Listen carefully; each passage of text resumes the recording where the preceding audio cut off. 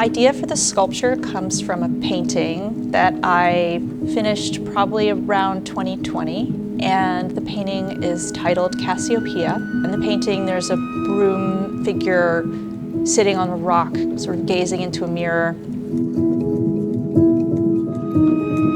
Most of the figures, scenarios, scenes in my work are actually a kind of story of objects. The artist's job is to be culture. So I think that we create culture and are not really necessarily a separate entity that comments. I would say that I do feel socially engaged. I feel like my work addresses timely issues. I work from a highly feminist perspective, and I think that we have been revisiting what that kind of perspective means a lot, especially in the past decade.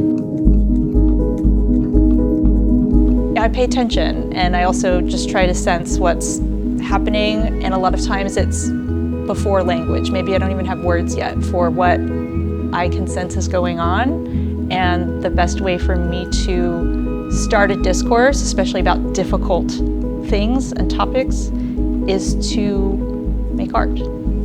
I think one of my life's great journeys is actually a journey through class, which I think is one of the hardest barriers to break, especially in the art world. And so this broom that kind of goes through, like, sweeping up content through time, throughout history, making something new. It feels very 21st century to me. That feels like where we're at.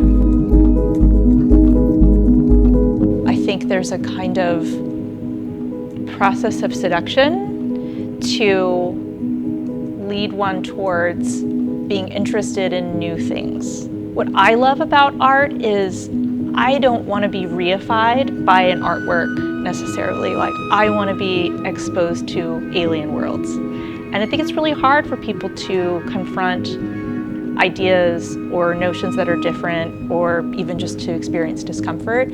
And I think art is an incredible tool for expanding one's ability to be empathetic and to deal with the unknown.